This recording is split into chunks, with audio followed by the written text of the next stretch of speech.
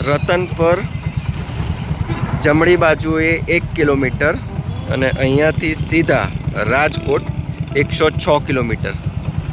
અત્યારે આપણે સુરેન્દ્રનગરથી આગળ ઉપાસના સર્કલ થઈ ગણપતિ ફાટસરથી આ બાયપાસ રોડ જે રાજકોટ તરફ જાય છે ત્યાં છીએ. અહીંયાથી આપણે આ બાયપાસ રોડ મારફતે રાજકોટ તરફ જવાના રસ્તે આગળ જઈશું. ખેરાળી, રાજકોટ, ચોટીલા, મૂળી. ચોટીલા અહીંયાથી સીધા 57 કિલોમીટર. આપણે અત્યારે આ બાયપાસ રિંગ રોડ પર જ છીએ. આ બાયપાસ રોડથી આગળ 2 રસ્તા પડે છે, જ્યાં જમણી બાજુએ 3 કિલોમીટર સુરેન્દ્રનગર સિટી. આપણે અહીંયાથી હવે ડાબી બાજુ જે મૂળી તરફ જવાનો એરો બતાવેલ છે ત્યાં કે જ્યાંથી ચોટીલા રાજકોટ તરફ પણ જઈ શકાય છે ત્યાં આગળ વધીશું.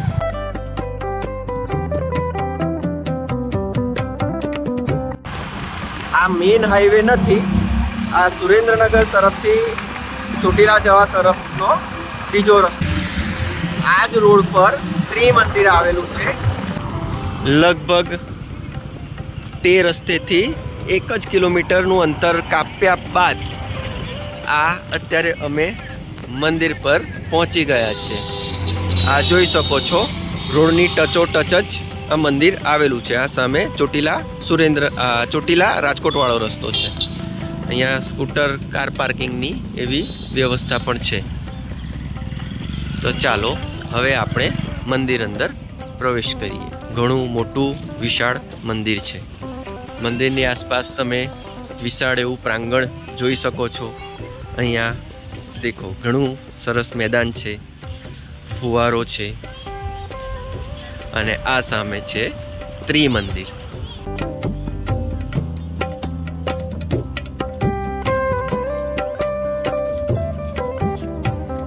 ચોમાસાની ઋતુમાં અહીંનું વાતાવરણ એકદમ સુંદર લાગી રહ્યું છે.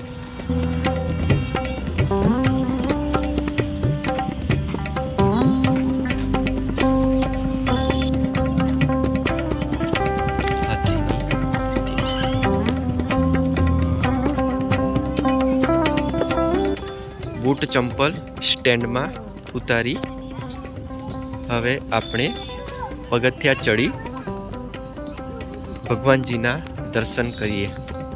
એન્ટર થતાં અમને ડાબે જમણે સિંહની પ્રતિમા જોવા મળી. સામે મંદિર ખુલવાનો, પૂજા આરતીનો સમય દર્શાવવામાં આવેલો છે. પર આવતા આપ જોઈ શકો છો, સરસ મજાના ફૂલ, છોડ, વૃક્ષો દેખાઈ રહ્યા છે. આ મંદિરની બાજુનો ભાગ છે અને આ છે મુખ્ય મંદિર. અંદર પ્રવેશતા અમને એક વિજ્ઞાન ભંડાર બુક સ્ટોલ આવેલો છે કે જ્યાં એવી અલગ અલગ પ્રકારની બુક્સ તમને જોવા મળશે.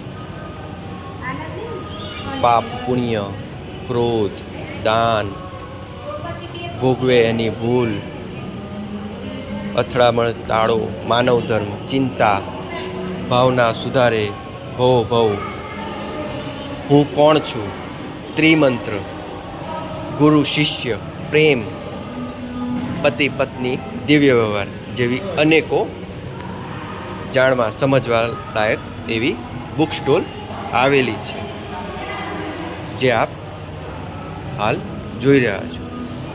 એ ઇન્ટરેસ્ટ હોય એમાં તમે આગળ વધશે એટલે વાંચો એટલે જસ્ટ આઈડિયા આવશે.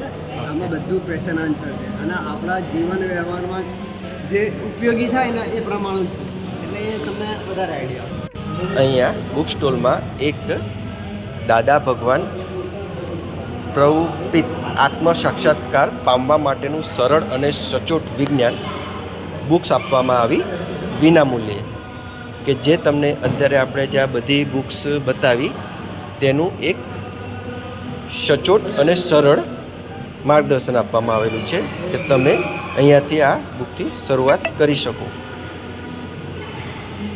જેમાં જોઈએ મનુષ્ય જીવનનો ધ્યેય શું છે,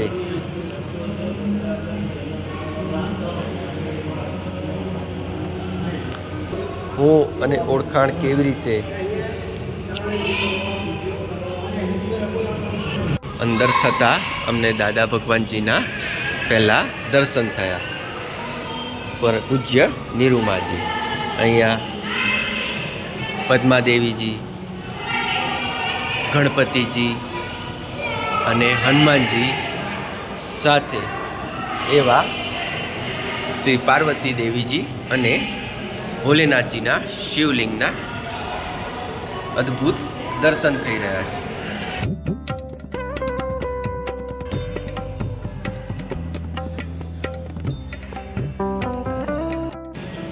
પરમ પૂજ્ય દાદા ભગવાન.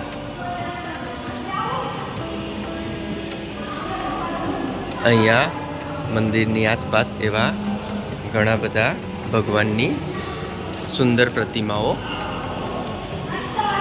દર્શન થઈ રહ્યા છે. અને આ છે વર્તમાન તીર્થકર સિમંદર સ્વામી. એવી ઘણી મોટી વિશાળ પ્રતિમાના દર્શન અત્યારે આપણે કરી રહ્યા છીએ.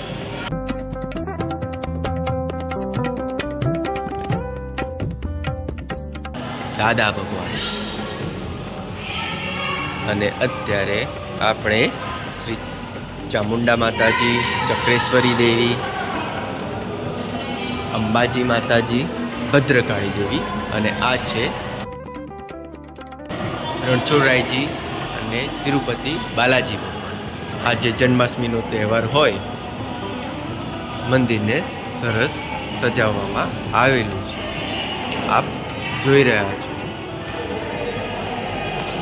જય સચ્ચિદાનંદ. અહીંયા રાખેલ દરેક વસ્તુ નિઃશુલ્ક છો. જે આપ અત્યારે આ જોઈ રહ્યા છો એવા ઘણા બધા પુસ્તકો નિઃશુલ્ક આપવામાં આવે છે. આપ આવો તો અવશ્ય જોજો. અહીંયા ગુરુ મીન્સ ગાઈડ એક સ્ટીકર છે. મૃત્યુ સમય પહેલાં અને પછી, દાદા વાણી, અનેકો પુસ્તકો છે.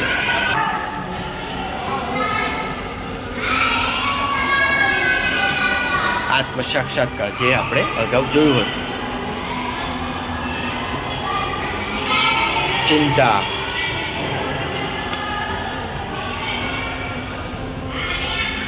ક્લેશ વિનાનું જીવન, ભાવના સૂત્રે ભવો જેવી અનેકો ઉપયોગી પુસ્તકો અહીંયા તમને નિઃશુલ્ક મળી રહેશે. ઘણા સરસ સુવાક્યો દર્શાવવામાં આવેલા છે. તારે જો મોક્ષ જોઈતો હોય તો જ્ઞાની પુરુષની પાસે જા, અને સંસારમાં સુખ જોઈતું હોય તો મા બાપ અને ગુરુની સેવા કરજે. જ્યારે તમે પ્રેમ સ્વરૂપ થશો ત્યારે લોકો તમારું સાંભળશે.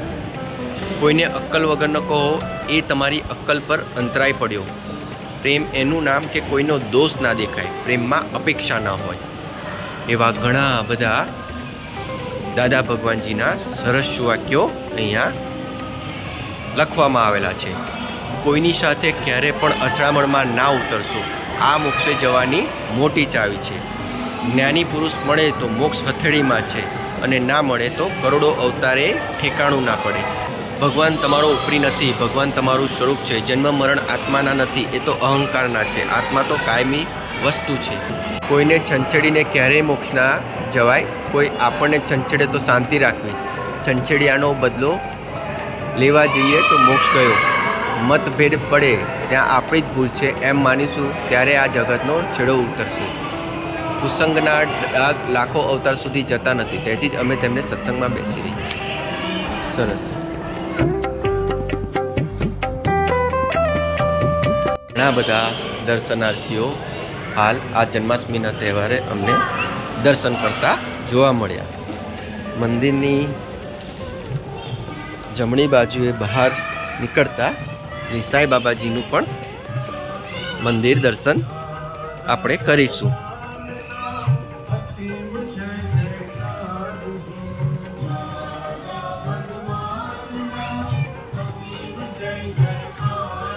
અહીંયા મંદિર આસપાસ એવું સરસ મજાનું ગાર્ડન, નાના બાળકો માટે રમવા માટે ક્રીડાંગણ પણ આવેલું છે. સરસ સુંદર મજાનું શાંત વાતાવરણ અને એકદમ સરસ વાતાવરણ હાલ લાગી રહ્યું છે. અહીંયા તમને એકદમ શાંતિનો અનુભવ થશે. મંદિરની ડાબી બાજુએ પણ ભગવાનજીનું મંદિર છે.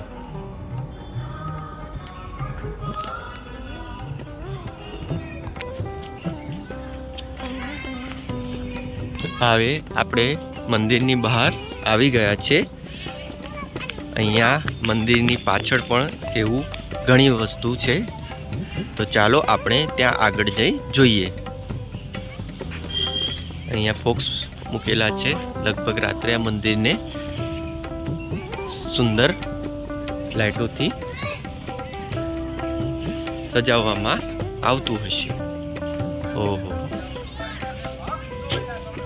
ફોટોગ્રાફી માટે સરસ સાયકલ મૂકવામાં આવેલી છે.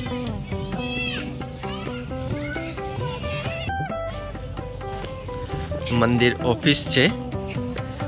અહીંયા ત્રિમંદિર સુરેન્દ્રનગર ભોજનશાળા અંગે માહિતી આપવામાં આવેલી છે.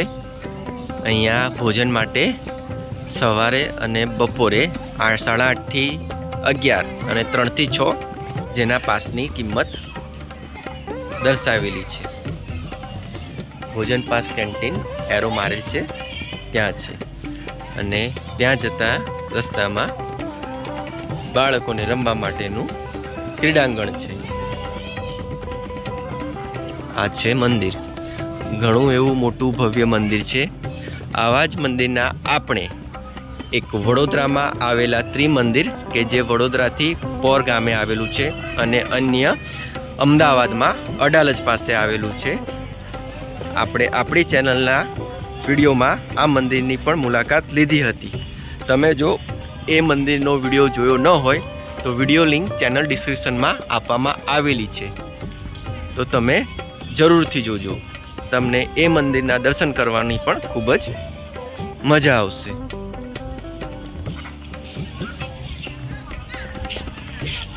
આ ભોજનશાળા છે, અને અહીંયાથી કેન્ટીન તરફ જવાનો રસ્તો છે. અહીંયા પીવાના પાણીથી લઈને ટોયલેટ બાથરૂમની પણ એવી સારી વ્યવસ્થાઓ છે. Amba refreshment canteen. ચા, નાસ્તો, ફરસાણ, ચોકલેટ, વેફર, ઠંડા પીણા, આઈસ્ક્રીમ દરેક વસ્તુ મળી રહેશે.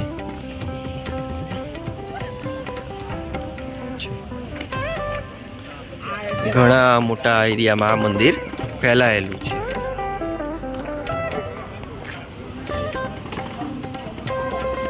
અહીંયા નાસ્તાનું મેનુ પણ દર્શાવવામાં આવેલું છે, જે તમે જોઈ શકો છો, જેથી તમને અંદાજો આવી શકે કે અહીંયા શું પ્રાઇસે વસ્તુ મળી રહેશે. સવારના નાસ્તા, બપોરનું ભોજન, સાંજનું ભોજન, સ્વીટ માટે એક્સ્ટ્રા. અહીંયા રાત્રિ રોકાણ માટે પણ વ્યવસ્થા છે.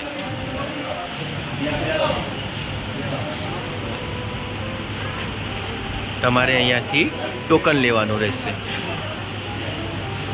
બસ આટલું જ. નવા અન્ય બીજા વિડીયો સાથે મળતા રહીશું.